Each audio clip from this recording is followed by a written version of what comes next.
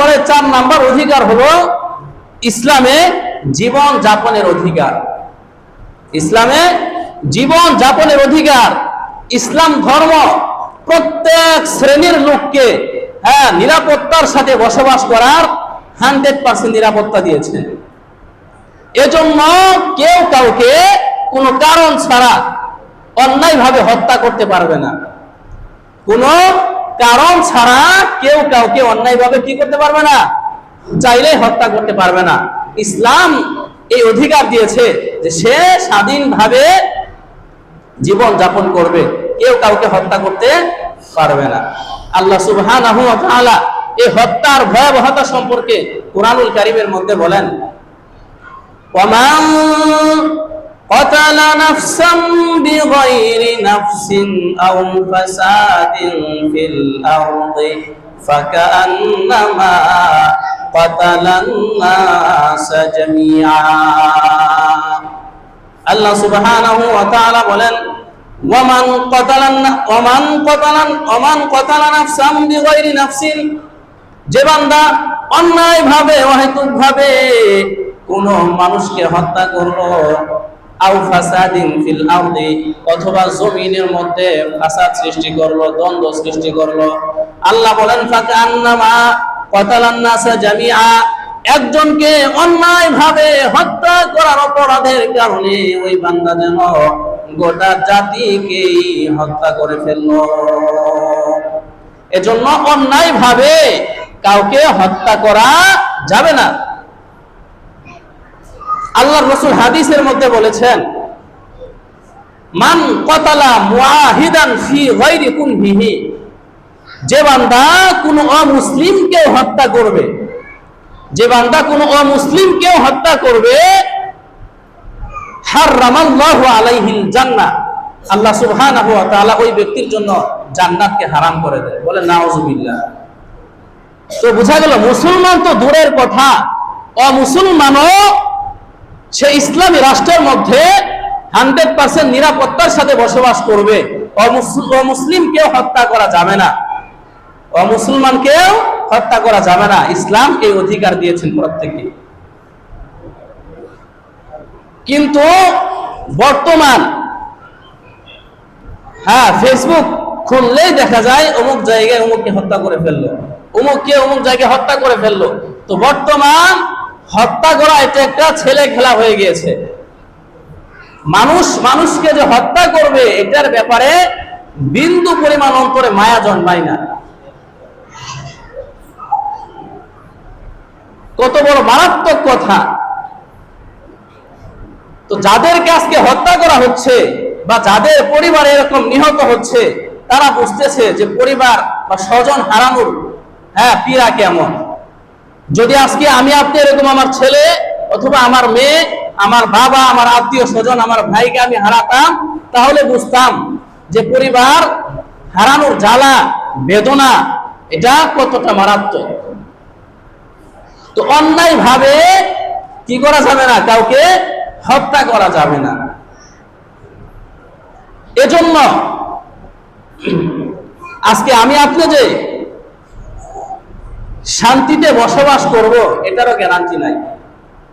আপনি রাস্তা দিয়ে যাচ্ছেন, হঠাৎ করে আপনার গলায় ছুরি ধরবে, হঠাৎ করে আপনার গলায় ছুরি ধরে বলবে যা আছে সব দাও, আর না হয় নিমিষে আপনার খতম করে ফেলবে। তো আপনি যে রাস্তাঘাটে নিরাপদে চলাফেরা করবেন এটার কোনো নিশ্চয়তা আছে? কথা বলেন না, এটার কোনো নিশ্চয়তা আছে? কোথাও নিশ্চয়তা নাই। আপনি আজকে ঢাকার শহর যান, রাত 12টার পর যদি আপনি একা রাস্তায় চলতে পারেন, পরে আমাকে বললেন 100% আপনাকে ছিনতাইকারীরা ধরবে, 100% আপনাকে লুটতরাজরা ধরবে, 100% আপনাকে ডাকাতের দল ধরবে। কিসের অভাব? কিসের অভাব? 1 নাম্বার অভাব হলো ইসলামী শাসনের অভাব। এই দেশে কোরআনের শাসন নাই বিধায় আজকে মানুষকে সবার সামনে অপ্রকাশ্যে তো দূরের কথা, আইয়ামে জাহিলিয়াতের যুগে মানুষকে হত্যা করতে অপ্রকাশ্যে গোপনে, কিন্তু এখন মানুষের সামনে মানুষকে হত্যা করে, অথচ কেউ বাধা দিতে পারে না। এমনকি সরকার কর্তৃক যে সমস্ত পুলিশ বলেন, সেনাবাহিনী বলেন, তারাও বাধা দিতে পারে না নিজেদের নিরাপত্তার ভয়ে। তো সমাজ আপনার আমার কোন পর্যায়ে গিয়ে উপনীত হয়েছে। তো আমি আপনি যারা বিবেক বুদ্ধিমান, যাদের চোখ এখনো খুলে নাই, তারা এটা চাইবে না যে ইসলামী শাসনে বাংলাদেশে কায়েম হোক। কিন্তু যারা চাবে যে আমার মেয়েটা নিরাপদে কলেজে যাক, আমার ছেলেটা নিরাপদে স্কুলে যাক, আমার বাপ নিরাপদে ব্যবসা করুক, আমি নিরাপদে ব্যবসা করি, সে অবশ্যই চাবে যে বাংলাদেশে যে দলই হোক না কেন, যে দলই হোক না কেন, সে ইসলাম অনুযায়ী রাষ্ট্রকে পরিচালনা করবে। গতকালকের ঘটনা গাজীপুরে, কোন দল এটা আমি বলবো না, চাঁদাবাজেরা চাঁদা চেয়েছিল, 10 লাখ টাকা চাঁদা না দিতে পারায় এক সাংবাদিক, তুহিন নামের সাংবাদিক, এটা নিয়ে সে রিপোর্ট দিয়েছে, মিডিয়ায় প্রকাশ করেছে। এটা প্রকাশ করার কারণে সে সাংবাদিককে সবার সামনে কুপিয়ে হত্যা করেছে। তো যার পরিবারে এই ঘটনা ঘটেছে, তারা বুঝতেছে যে ভাই হারানোর কি জ্বালা, সন্তান হারানোর কি জ্বালা, বাবা হারানোর কি জ্বালা। আমি আপনি তো বুঝতেছি না, কারণ আমার আপনার তো পরিবারে কিছু হয় নাই। তারপরে পুরান ঢাকার ওই মিটফোর্ডের ঘটনা, আপনার ওই সোহাগ নামের যুবককে, ব্যবসায়ীকে পাথর মেরে হত্যা করেছে, সবাই তো দেখছেন। তো এই দেশে যদি ইসলামে আইন প্রতিষ্ঠা হতো, হত্যা কেন, হত্যার চিন্তাও করতে পারতো না। কারণ আল্লাহ সুবহানাহু ওয়া তাআলা বিধান দিয়েছেন। কি বিধান? আল্লাহ সুবহানাহু ওয়া তাআলা বলেন, ইয়া আইয়ুহাল্লাযীনা আমানু কুতিবা আলাইকুমুল কিসাসু ফিল কতলা আল হুররু বিল হুররি ওয়াল আবদু বিল আবদি ওয়াল উনসা বিল উনসা। আল্লাহ সুবহানাহু ওয়া তাআলা বলেন, ইয়া আইয়ুহাল্লাযীনা আমানু, হে ঈমানদারেরা, তোমরা কান লাগিয়ে ভালো করে শুনে নাও। আমি আল্লাহর বিধান হলো কুতিবা আলাইকুমুল কিসাসু ফিল কতলা, আমি আল্লাহ তাআলা হত্যার বদলে হত্যাকে আবশ্যক করে দিলাম। আল হুররু বিল হুররি, কোন স্বাধীন ব্যক্তি যদি কোন স্বাধীন ব্যক্তিকে হত্যা করে, আমি আল্লাহর বিধান হলো হত্যার বদলে তাকে হত্যা করতে হবে।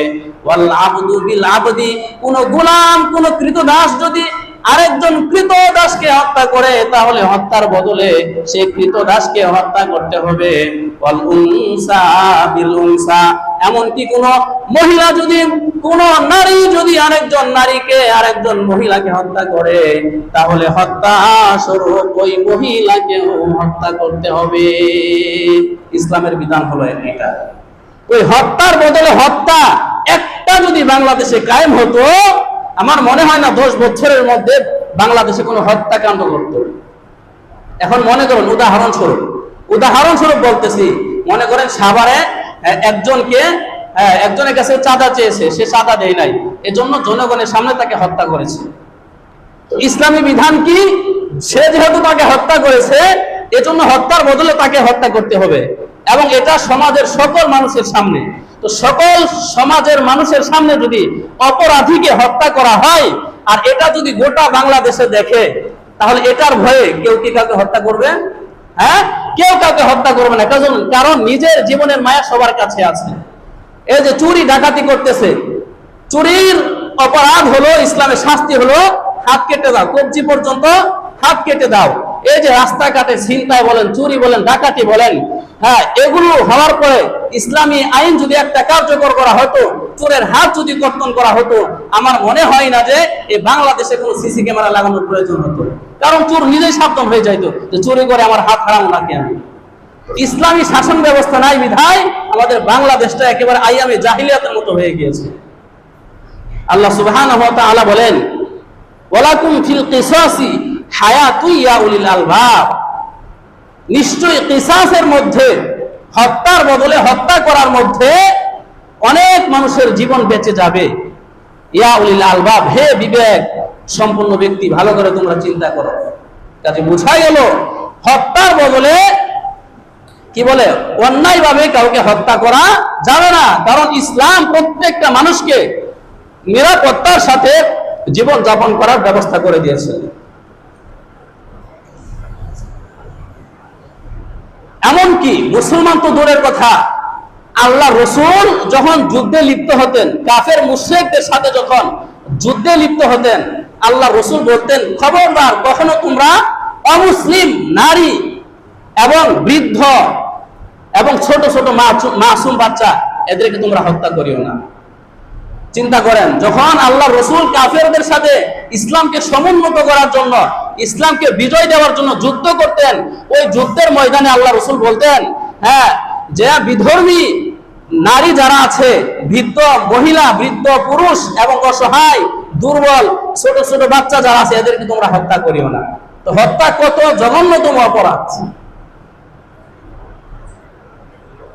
অথচ আজকে যারা মানব অধিকার চাই বলে যারা স্লোগান দিচ্ছে, তারাই দেখেন এই কাজগুলো করতেছে।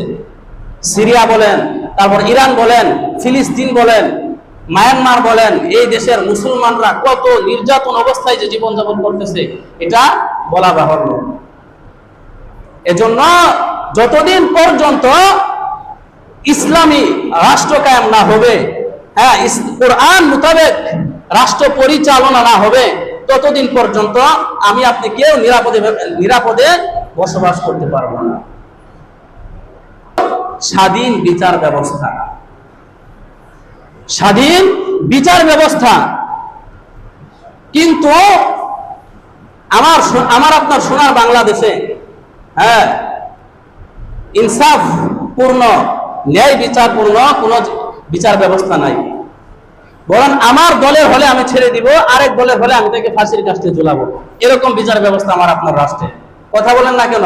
হ্যাঁ, যদি আমার দলের হয় লোকটা, যত অপরাধী করুক না কেন, তাকে আমি ছেড়ে দিব। আর আরেক দলের হলে, হ্যাঁ, অন্যায় করা লাগবে না, অন্যায়ের আশপাশে থাকলেই, হ্যাঁ, কলে বলে কৌশলে তাকে আমি ফাঁসির কাস্টে ঝুলিয়ে দিব। এ হলো বাংলাদেশের বিচার ব্যবস্থা। হক কথা বললেই আপনার জন্য জেলখানার দরজা খুলে যাবে। এজন্য, হ্যাঁ, এখন আলেম উলামারা, হ্যাঁ, কোরআনের কথাগুলোকে স্বাধীনভাবে বলতে গেলেও তারা দ্বিধাবোধ করে, না জানি আমার কি হয়ে যায়। কিন্তু হক কথা তো বলতেই হবে, এতে যদি জীবন যায়, জীবন গেল। হ্যাঁ, বলে বিড়ালের মতো 100 বছর বাঁচার চেয়ে বাঘের মতো একদিন বাঁচাই ভালো। কারণ আল্লাহ রাব্বুল আলামিন হায়াত একটাই দিয়েছেন, বারবার আল্লাহ জীবন দিবেন না। তো এই হায়াতটা যদি আমি আল্লাহর রাস্তায় ব্যয় করতে পারি, সমস্যা কোথায়? তাই না? এজন্য স্বাধীন বিচার ব্যবস্থা এটা নাই বললেই চলে। হ্যাঁ, যত কঠোর হওয়া যায় আলেম উলামাদের প্রতি, হক কথা বললে জেলে বড়, হক কথা বললে জঙ্গি, একে ফাঁসির রাষ্ট্রে ঝুলাও। অথচ যারা বাংলাদেশে কি করে, নাটক করে, সিনেমা করে, এরা হাজার অপরাধ করলেও এদেরকে জেলখানায় নেওয়া হয় না। জেলখানায় নিলেও জেলখানা থেকে এরা কোন অবস্থায় বের হয়?